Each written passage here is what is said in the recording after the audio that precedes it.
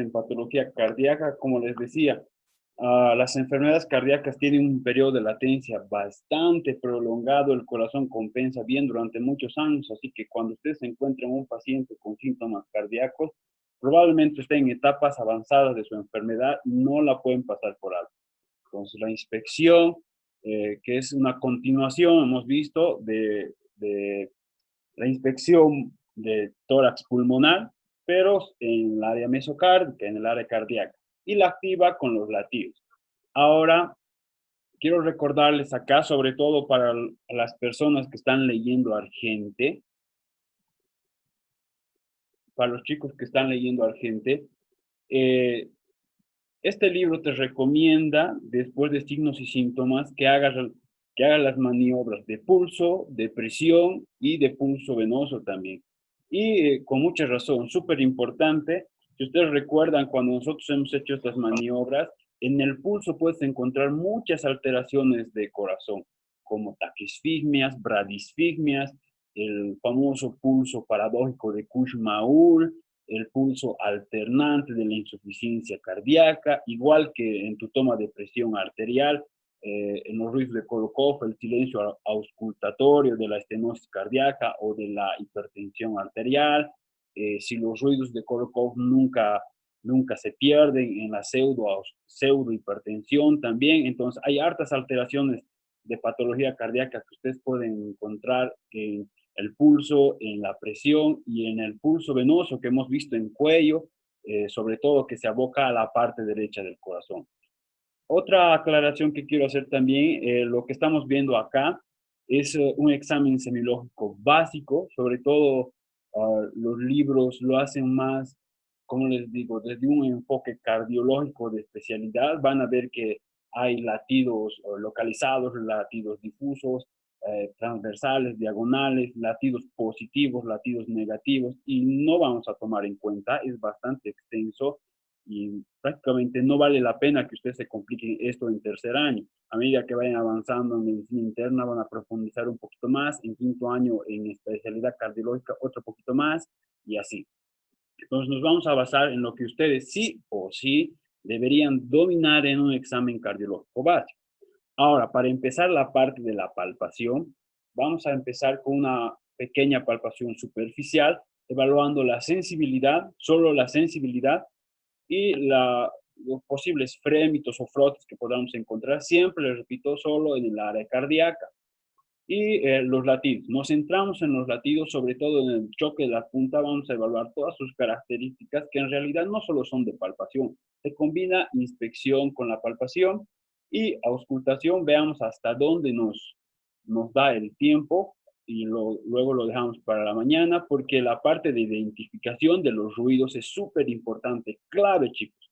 Ustedes deben saber qué es lo que están escuchando, si es primer ruido, si es segundo ruido, si es un ruido desdoblado. Vamos a ver las técnicas que tenemos y vamos a terminar con los ruidos normales y patológicos.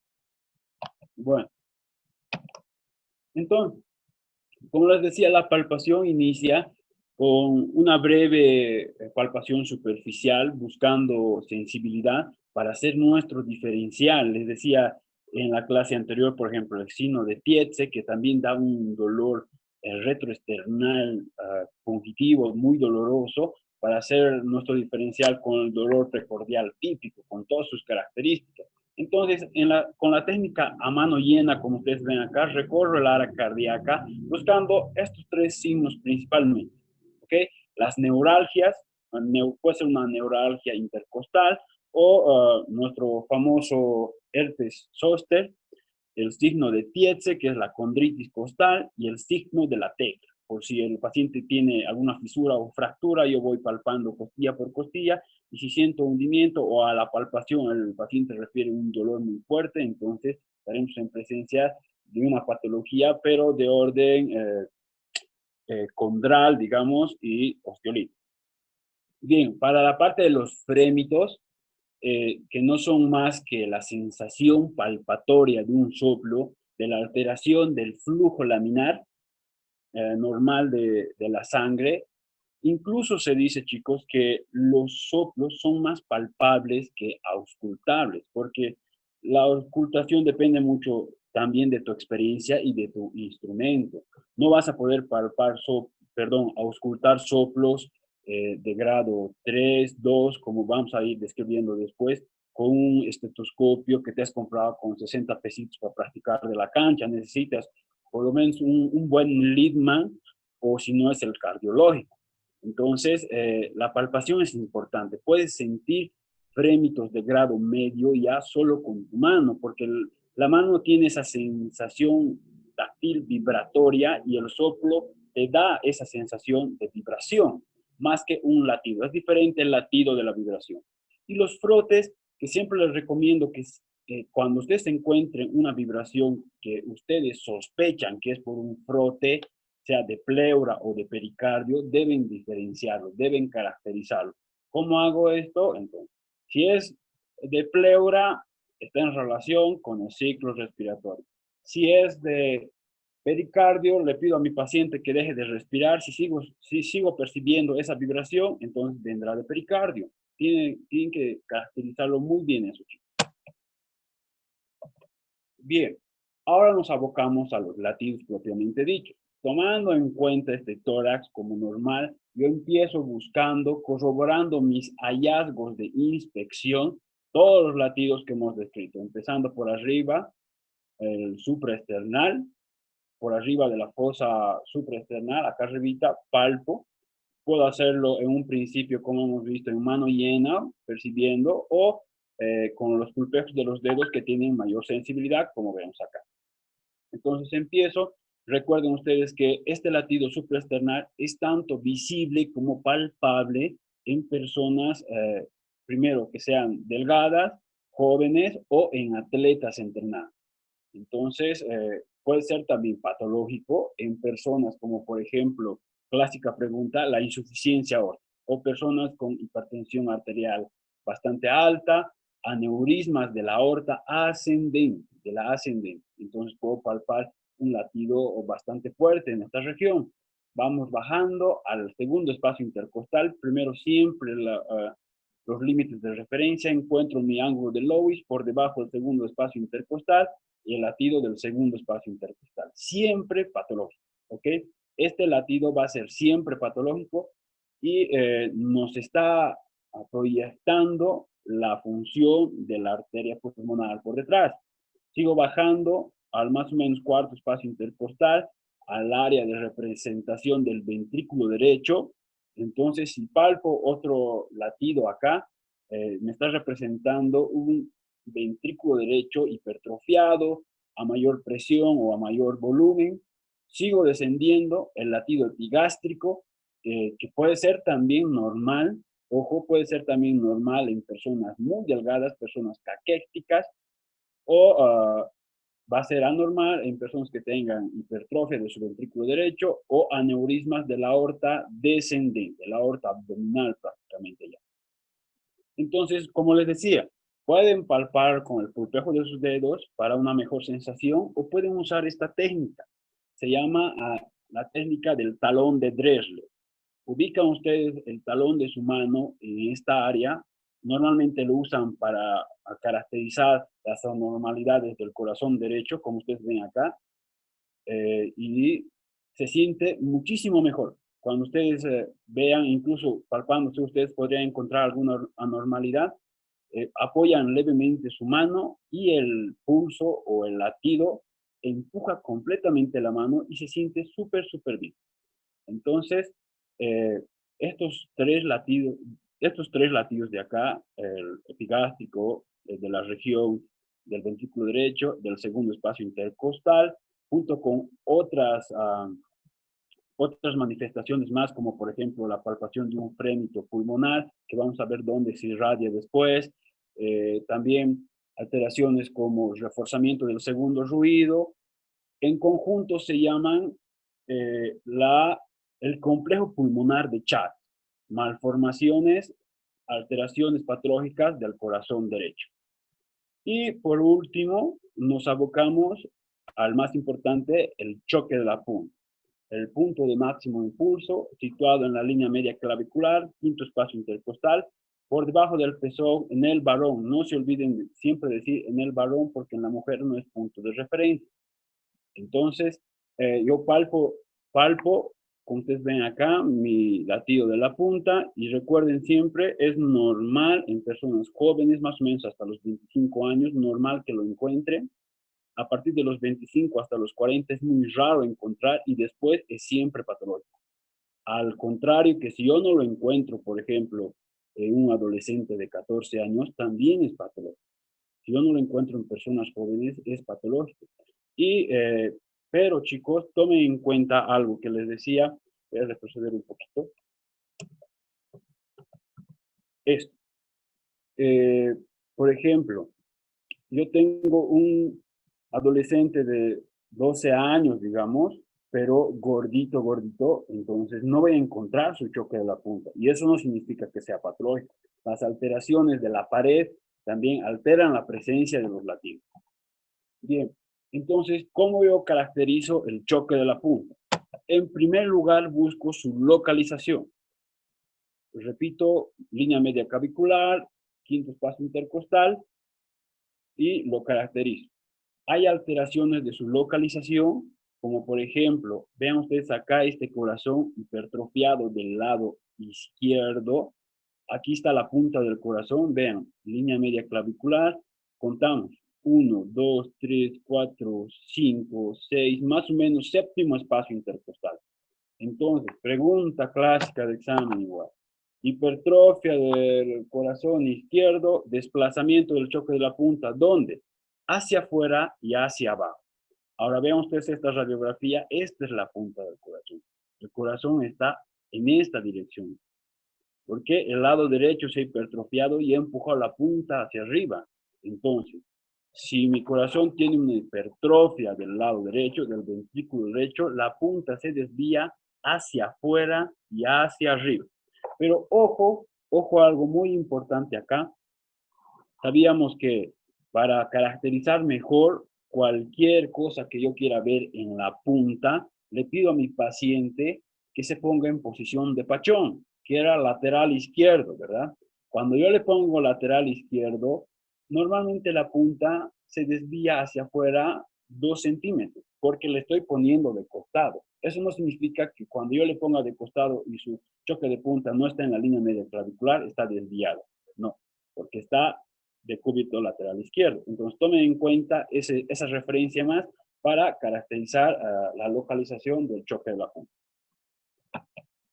Bien, hay causas cardíacas y extracardíacas por las cuales el choque de la punta podría estar desplazado. Por ejemplo, acá ustedes ven un derrame pleural masivo que está desplazando todo el mediastino. Vean, este es el lado derecho, cuando el corazón debería estar proyectado hacia este lado, y está empujando todo el mediastino hacia este lado, y vean, hasta la tráquea está desplazada. Entonces, no voy a encontrar, por supuesto, el choque de la punta aquí, y es una causa extracardíaca. Como también podría ser otras alteraciones en el diafragma, ¿ok? En el diafragma, como por ejemplo, hernias de hiato, una persona muy obesa que empuja el diafragma hacia arriba, una mujer embarazada, o también, vean ustedes, esto es una destrocardia, o sea, el corazón tiene esta malformación genética y está con la punta hacia la derecha, ¿ok? En vez de estar hacia la izquierda, está con la punta hacia la derecha y ustedes van a encontrar todas las características del corazón, pero al revés. Ojo con estos pacientes, aunque es bastante raro, si ustedes un día se topan con una dextrocardia, entonces tienen que analizar el resto del cuerpo para ver si tiene una dextrocardia aislada o es un situs inversus totalis, y como en este caso, por ejemplo, su hígado pareciera ser esta burbujita de aire pareciera ser el estómago, entonces si tiene todo el cuerpo al revés o solo el corazón, tienen que saber eso ustedes. ¿Ok? Entonces también tenemos causas cardíacas como la que hemos visto hace rato, que la hipertrofia del lado izquierdo o la hipertrofia del lado derecho. La extensión, en realidad se describe la extensión y la intensidad de manera aparte, pero como estamos en esta situación de clases virtuales, he tratado de hacerlo, digamos, unido para que se entienda. La extensión no debe ser mayor a 20 milímetros, o sea, 2 centímetros. Normalmente es entre 1 y 2 centímetros. Y por supuesto que la intensidad va a depender totalmente de su experiencia clínica. Ustedes tienen que sentir un choque de punta normal y luego con esa experiencia comparar cómo se siente. ¿Ok? Entonces,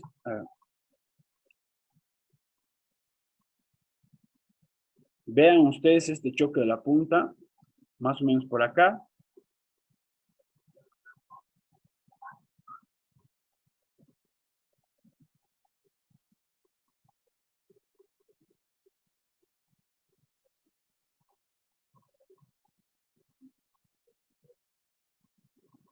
Pongan en contexto a este paciente, aparentemente joven, delgado, parece incluso un niño delgado, y por ende se ve su latido de la punta. Otra vez, vean ustedes que solo abarca un espacio intercostal.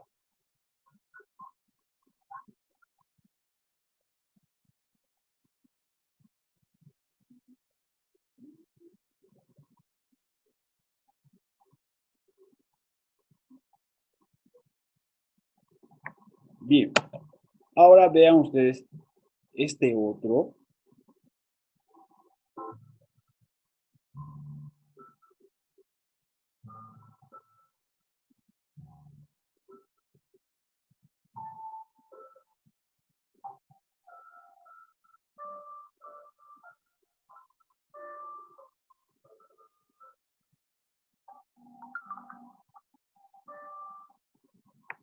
Abarca dos espacios intercostales. Es un aumento en la extensión. Si vemos con mucho cuidado otra vez, acá y acá. Todo esto es su choque lateral punta. Debe ser por lo menos unos 4 centímetros. Entonces tiene una extensión aumentada.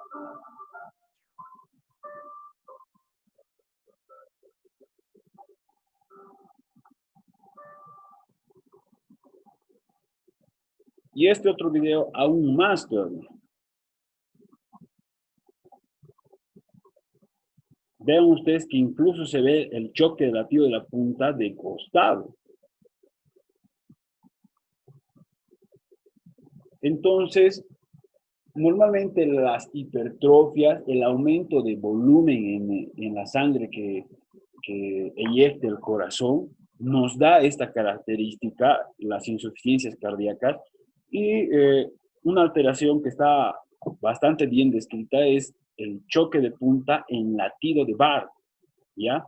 Que es cuando tiene una cúpula, y este es el mejor ejemplo que he encontrado, un choque en cúpula bastante fuerte, no solo aumentado en extensión, sino también en su intensidad.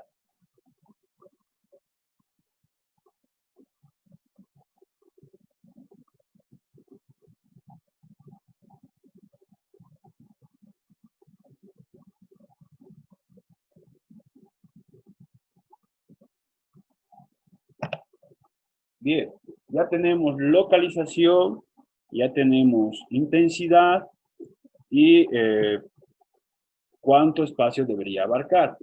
Ahora, esto también, chicos, va a ser, se los voy a describir teóricamente, pero es parte de su experiencia, ¿ok? Cuando el latido de la punta está alterado por una sobrecarga de presión, como puede ser una hipertensión arterial, la estenosis aórtica, porque esta válvula no se puede abrir durante la sístole del corazón y el corazón, el ventrículo, tiene que hacer una gran fuerza para lograr eyectar su sangre, igual que la coartación de la aorta, como vemos acá, que la sangre no fluye normal, entonces el corazón se tiene que esforzar mucho más. Cuando la sobrecarga es de presión, el latido se hace sostenido, significa que dura mucho tiempo más. Latido de carga sostenido en aumento de presión. Ahora se denomina latido vivo, o sea, aumentado en su fuerza más intenso, pero es breve cuando la sobrecarga es de volumen, como por ejemplo en una insuficiencia mitral. Vean ustedes esta válvula que cuando el corazón, el ventrículo izquierdo se contrae y eyecta su sangre, porque la válvula mitral no se cierra, también pasa parte de la sangre a la aurícula. Y en la siguiente sístole auricular, entonces se va a cargar de mucha más sangre porque ha regresado parte de eso. Ha regresado y cuando retorne la sangre normal a la aurícula es mucho más volumen, igual que en el ductus arteriosus persistente, mayor volumen en el lado izquierdo del corazón, entonces nuestro latido va a ser más fuerte, pero más cortito. Si la sobrecarga es de presión, el latido se hace largo, sostenido. Bien, ahora pasamos quizá a la parte más importante, la auscultación cardíaca. Les repito antes, siempre pongan a su paciente para iniciar la auscultación en posición semi-Fowler a 45 grados. Es importante. Y si quieren caracterizar, ya saben, si algo con la base, posición de Ausuley, algo con la punta, posición de Pachón. ¿Qué ruidos vamos a buscar? En un principio los ruidos normales, el S1 o R1 también, primer ruido, causado por el cierre de las válvulas auriculoventriculares durante la sístole de los ventrículos, lo auscultamos mejor en el foco mitral o en el foco tricuspídico, o sea, focos de la punta. Y lo encontramos en todas las personas, normalmente. El S2 o R2, el segundo ruido, que está causado por el cierre de las válvulas semilunares, la aorta y la pulmonar. Acá hay un error, de formato, y a esto lo encontramos mejor, por supuesto, en los focos de la base, como son el pulmonar y el aórtico, y normal en todas las personas. El S3 puede ser normal o anormal. Este está causado por un llenado ventricular rápido y es normal en adolescentes, ¿ok? Hasta los 25 años. Por arriba de los 25 años podríamos considerar patológico al tercer ruido. Entre 25 y 40 es muy infrecuente y en adulto mayor siempre es patológico el tercer ruido. ¿Por qué se causa este tercer ruido? Normalmente en las personas jóvenes hay mayor cantidad de tejido elástico, son más flexibles y por lo tanto cuando llega la fase de llenado rápido ventricular, hace vibrar las paredes del ventrículo y se produce un tercer ruido. En cambio, si lo encontramos en una persona adulta mayor, que sabemos que cuanto más edad tenemos, nuestro cuerpo es cada vez más rígido en todas partes, significa que ese ventrículo ya no es flexible, sino está flácido. ¿Ya? Normalmente debería estar más duro, pero en esta persona está flácido y por eso cuando ocurre el llenado ventricular, este ventrículo vibra y produce este sonido, que en personas mayores siempre es patológico. Y por último, el desdoblamiento fisiológico del segundo ruido, que vamos a tratar de explicarlo con diagramas, que no es más que el retraso de la válvula pulmonar. Tomen en cuenta ustedes tanto que en el primer y el segundo ruido están causados por dos componentes. Porque si bien son el cerrado de las válvulas auriculoventriculares, se cierra la mitral, se cierra la tricuspidia y causan un ruido. En realidad, estos no se cierran al mismo tiempo, pero nuestro oído no es capaz de percibir esa diferencia de tiempo y lo escucha como un sonido. Ahora, ¿qué pasa? En el desdoblamiento fisiológico del segundo ruido, yo le pido a mi paciente que inspire. Esto causa que aumente el retorno venoso al lado derecho del corazón. Mi lado derecho, mi ventrículo derecho se llena con mucha más sangre y esto causa que la parte pulmonar, o sea, mi válvula pulmonar se cierre a destiempo. El lado izquierdo se cierra primero, después el derecho porque ha aumentado el retorno venoso y causa un desdoblamiento. Y lo vamos a ver ahora. Entonces, cuando yo ausculto a mi paciente, tengo que ser sistemático, muy ordenado. Antes de explicarles cómo hacemos, les recuerdo siempre, he sido insistente con esto, de que cuando yo me pongo el estetoscopio, lo hago en dirección al conducto auditivo externo. Eso significa con las olivas hacia adelante y hacia abajo. Si usted se pone su estetoscopio con la dirección de las olivas hacia atrás, no van a escuchar casi nada y su examen cardiológico les va a ir mal, de entrada ya. Entonces, yo ausculto, escojo, depende de lo que ustedes quieran, empiezo por los focos de la base o por los focos de la punta. No puedo pasarme, digamos, ahora que estoy aquí en el foco pulmonar y después al mitral, no. Aórtico, pulmonar, tricuspidio o mitral. O al revés, yo empiezo por el mitral, tricuspidio, me paso al pulmonar y al aórtico, siempre de manera ordenada. Y esto lo deben saber como su nombre. Si eres católico, como el Padre Nuestro. No se pueden olvidar esto. Los focos de auscultación. ¿Dónde?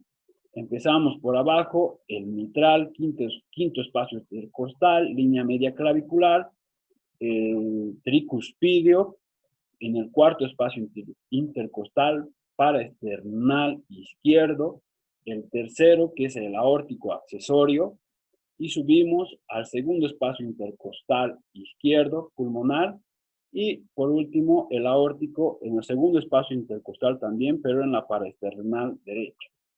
Si se olvidan esto y alguien les pregunta, les van a reñir feo, chicos. Tienen que saber esto de memoria. Y también una aclaración, algunos libros están descritos también, el foco tricuspidio, como en la base del apéndice ipsiforme o en el cuarto espacio intercostal. Es igual, se escucha también bien. Bien, entonces, recordándoles siempre que lo hagan de manera ordenada, base o punto base, como ustedes prefieren. ¿Qué hago?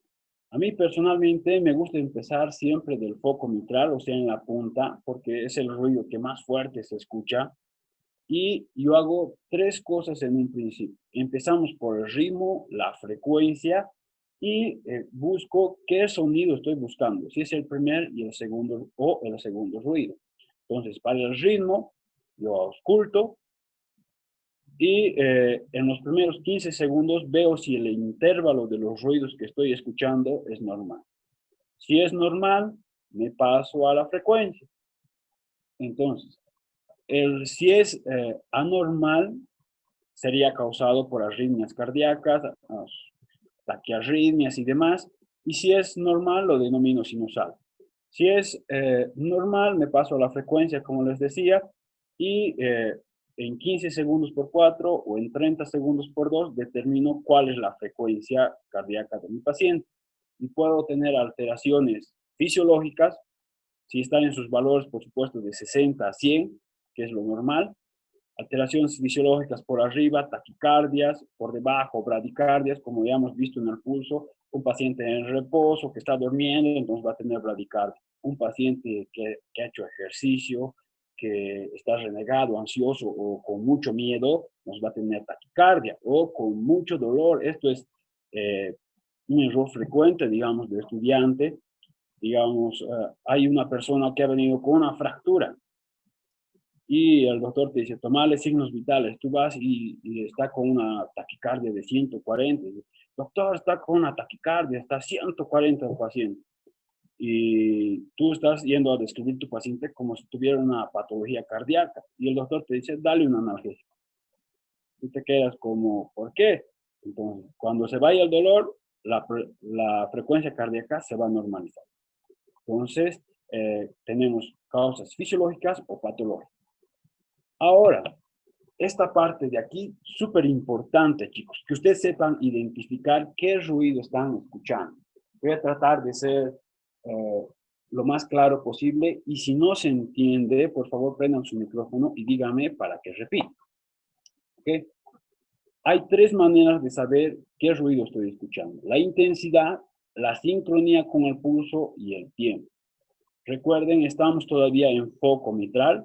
Entonces, para yo saber qué ruido es lo que estoy escuchando, escucho cuál es el más fuerte de los dos. El más fuerte que escuche en el ruido tricuspidio o en el mitral corresponde al ruido cardíaco. Y el R1, que onomatopéicamente lo conocemos como loop. El ruido 2, el dub, ¿no? El famoso loop dub que todos conocemos. Entonces, la segunda manera es la sincronía con el pulso. Mientras yo ausculto, puedo palpar un pulso periférico como el radial, o yo recomiendo, es más fácil, el aórtico, porque el periférico uno se tiene que acomodar más, a veces algunas mangueras de los estetoscopios son cortas y está más al alcance el aórtico, justo por debajo del ángulo de la mandíbula. Entonces, tiene que tener sincronía con el pulso. Si yo escucho el ruido más fuerte, sincrónico con el pulso, estoy corroborando que ese es el primer ruido cardíaco. Ahora, ¿cómo lo hago? En concordancia al tiempo, la sístole o la diástole. Este es un diagrama de un ciclo cardíaco. No tomen en cuenta el tercer y el cuarto ruido, estos dos no. Y vean lo que quiero que se den cuenta acá, que es que la sístole es más corta que la diástole. Entonces, sístole corta, diástole larga. Entonces, entre primer y segundo ruido hay un espacio de tiempo pequeño. Y entre segundo ruido y otra vez el nuevo ciclo del primer ruido, o sea, la fase diastólica, hay un periodo de tiempo más largo.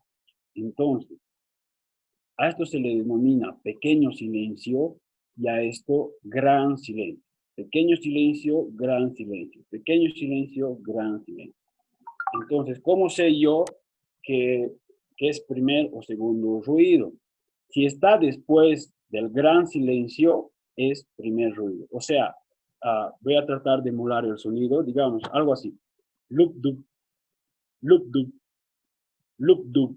Si está después de ese silencio grande que ustedes han escuchado, es primer ruido, ¿ok? Y si lo escuchan más fuerte y además está en sincronía con el pulso, tengan ustedes por seguro que están enfrente de un R1. Entonces, ¿cómo describo mi primer ruido? Más intenso en los focos de la punta, en sincronía con el pulso y posterior al gran silencio o periodo diastólico. ¿Cómo identifico mi segundo ruido? Otra vez, ciclo cardíaco, ahora me paso a los focos de la base,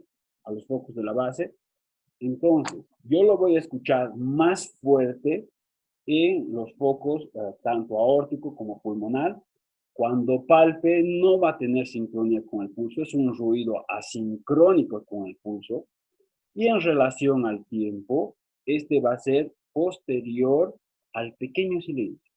Si estamos loop dup, loop dup, entre esos dos ruidos, ese pequeño silencio, el posterior es el segundo ruido.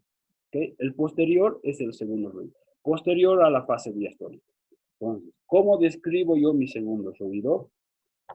Más intenso en los focos de la base, asincrónico con el pulso y posterior al pequeño silencio o periodo sistólico. ¿Ok? Lo importante es que ustedes sepan qué ruido están escuchando. Bien, ahora les decía, perdón, ¿se ha entendido? No, quería que repitas, por favor, el segundo ruido, no puedo entender bien. Ya. Bien, el segundo ruido, ustedes ya han encontrado primero en el foco mitral y tricuspidio. Ahora están en la base, ¿ok? Pones tu estetoscopio en los focos de la base, digamos que estás en el pulmonar, y lo primero, ¿qué ruido escuchas más fuerte? Voy a tratar de hacerlo onomatopéicamente con el primer ruido para que se den cuenta. Escuchen bien. Loop, loop, loop, loop, loop, loop. El primer ruido es más fuerte. Entonces, si yo estoy en los focos de la punta y escucho más fuerte el primero, entonces corroboro que este es el primer ruido cardíaco. Pero ahora, si estoy en el segundo, se escucharía más o menos algo así. Loop, loop, loop, loop, loop, loop. El segundo ruido se escucha más fuerte, de mayor intensidad. Ahora, palpo una arteria y no tiene sincronía con el pulso. O sea, está en las fases en las que yo no siento el pulso. Y en relación al tiempo, está en el después del pequeño silencio. Otra vez, loop, dup, gran silencio, loop, dup, gran silencio, loop, dup. En la parte pequeña entre los dos ruidos, el segundo es segundo ruido cardíaco. ¿Ok? Es para práctica. Deberían sacarle un screen a esto y memorizar, auscultarse y buscar el pequeño silencio, el gran silencio. Se palpan ustedes mismos para que encuentren la sincronía con el pulso y también su intensidad. ¿Ok? ¿Ahora está más claro o otra vez? Sí, está bien, gracias. Ok, el desdoblamiento. Como les decía, hay un desdoblamiento fisiológico y vamos a ver que en los ruidos anormales hay uno paradójico y uno fijo. Pero una vez que yo he palpado todos los focos, o sea, mitral, tricuspidio, pulmonar, aórtico, me voy al pulmonar, que es donde se escucha el desdoblamiento fisiológico del segundo ruido, y le pido a mi paciente que inspire profundamente, ¿ok? ¿Qué sucede? Como les decía, en la inspiración profunda, el retorno venoso aumenta. El ventrículo derecho se llena con mayor cantidad de sangre y esto causa que la válvula pulmonar se cierre a destiempo, por así decirlo. Vean ustedes, les decía que cada componente del ruido tiene dos partes. Esta es la válvula aórtica y esta es la válvula pulmonar. Y se está retrasando la pulmonar porque en inspiración hay más sangre en el lado derecho del corazón. Entonces, yo pongo mi estetoscopio. Primero escucho bien, o sea, los ruidos, loop, du, loop, du, loop, du. Le pido a mi paciente que inspire profundamente y el ruido se desdobla. Y escucho loop, drup, loop, drup, loop, drup. Esto se desdobla a dos ruidos, escucho tres. Le pido a mi paciente que respire normal y otra vez, loop, du, loop, du, loop, du. Inspire profundamente, loop, drup, loop, drup, loop, drup. Y esto es normal, chicos, ¿ok? Este desdoblamiento del ruido es lo que tú esperas encontrar en un paciente normal. ¿Se ha entendido? Sí. Ok. Bien. Ahora me voy a fijar, creo que estamos a punto de terminar, se va a cortar, para que no quede, digamos, muy donde sea. Si se corta ahora, voy a reiniciar, voy a programar otra clase, se las mando para que dejemos solo para mañana soplos y frotes, ¿ya? Y los desdoblamientos. Ahora, ¿qué ruidos anormales ustedes podrían encontrar? Tercer ruido cardíaco en una persona adulta. ¿Ok? Una persona adulta, como les decía, el tercer ruido cardíaco es siempre anormal. El cuarto ruido que está causado por la contracción auricular en la fase activa de llenado ventricular. O sea, hay dos fases, ¿verdad? El periodo rápido de llenado ventricular, que es por simple gravedad, las válvulas auriculoventriculares se abren, cae la sangre, y luego la aurícula se contrae y produce un efecto de cebado para aumentar la carga del ventrículo. Entonces, si se contrae la aurícula y eso produce un sonido, un cuarto sonido, es siempre anormal. Cuando lo encuentren, ese paciente tiene alguna patología cardíaca. Los clics y chasquidos, que no vamos a hacer mucho énfasis en esto, simplemente les menciono que los clics son alteraciones en la apertura de las válvulas sigmoideas, o sea, pulmonar y aórtica, y los chasquidos las válvulas auriculoventriculares. Las van a encontrar, por ejemplo, en los chasquidos clásico, la estenosis de la válvula mitral, el chasquido de la válvula mitral estenosada. Los soplos, que es donde vamos a hacer hincapié, los soplos tienen 7 características, es bastante amplio, pero les va a ayudar a ustedes a entender todos los demás ruidos cardíacos. Y un poco los frotes. Ahora vamos a tratar de ver